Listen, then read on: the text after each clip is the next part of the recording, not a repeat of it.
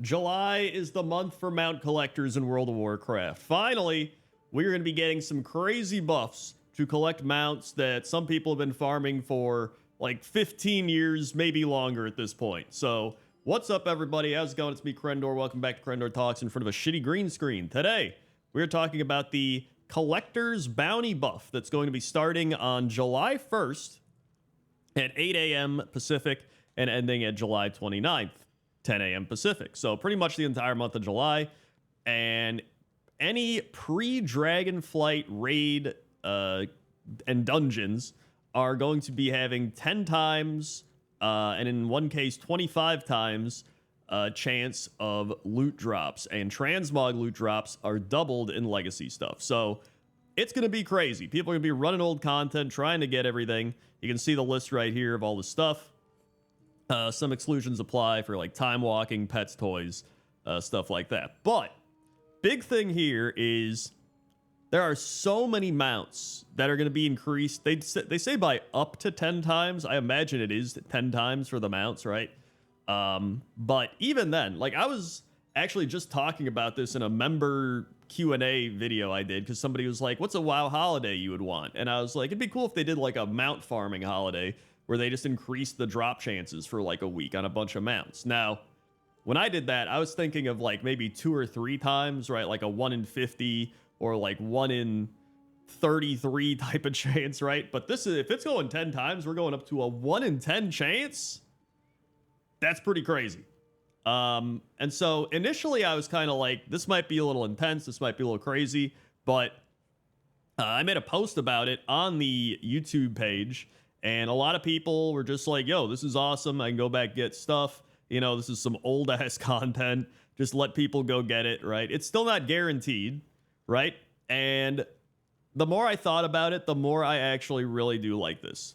So, especially for some of the mounts that I've been farming for quite some time, cough, cough, blue proto drake, which I'm up to like 570 recorded attempts. And I've probably got like another 50 attempts that weren't tracked by rarity. So like, if I don't get this blue proto drake during this event, I don't know. It's just, I'm cursed.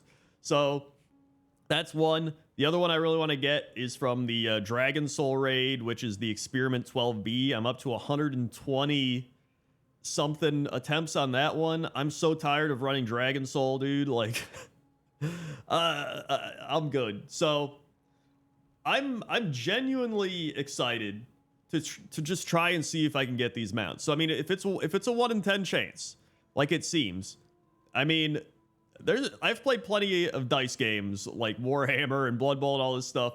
So even a 1 in 10 chance, the more I thought about it, isn't guaranteed. But I feel like if you run it on enough of your alts, right, and you just plow through this month, then maybe you'll be able to get quite a lot of these mounts, because there's a lot of mounts during this event, right? This is everything pre-Dragonflight. So we're talking like Shadowlands, we're talking Battle for Azeroth. Like there are a ton of mounts in those 2 expansions alone. Like Legion, I'm not really, I don't really care as much about Legion because I know we're getting Legion Remix, so we'll probably be able to just get all those mounts during Legion Remix, right? And then Pandaria, I've already gotten like everything from Pandaria Remix, right?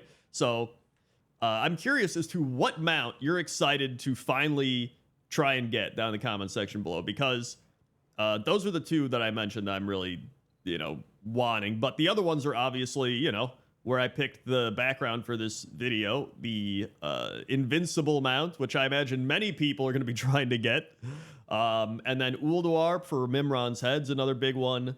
Going back to classic WoW and trying to get Baron Rivendare's mounts, another one that I definitely want to get. I already have Ashes of Alar, but I'm sure some people are going to be, trying to get Ashes of Alar. And really, I mean, the more I thought about it, I think this is a really cool type of event Blizzard's doing, because number one, it's encouraging people to go back to old content and, replay old content. And I think that's something I've been preaching for a long time now, is encouraging people to play the game, or to play older versions of the game, right? To go re-explore older content, the older worlds, kind of recycle stuff and, you know, just encourage that. Like, I think that's great because otherwise you just have these old continents and old worlds just sitting around not doing anything aside from me flying around there hoping to find pointless top 10 stuff. Right? And so I know the big, I think, argument against this is people saying, well, you know, maybe I got lucky and I ended up getting invincible, and now that this event's happening, it makes it so that achievement is like meaningless, right? And I felt that a little bit, but then the more I thought about it, I was like, number one, like it's been so long, man. Like, who cares? I just don't care anymore. Right? Like, especially it almost feels like if you've put in so much RNG farming and time into this, like just hopefully you get it. But I mean, listen, there's still a possibility you don't get it, right? So I think it's cool to do these types of events. I would rather they do this, like a fun, you know, maybe like month-long event where your drop chance is increased, than doing it a way of like a what's it called when you do something over and over and then it increases your chance as time goes on, kind of like a I can't remember what it's called, right? It's the thing, it's like the forgiveness type of thing where if you open enough packs, eventually you'll get a legendary, right? It's kind of like if you run it enough, your drop chance increases, then you finally get it. I actually think this is more fun because I still do love RNG because I play so many different games with RNG. I'm a big fan of RNG. I love how chaotic and crazy it gets.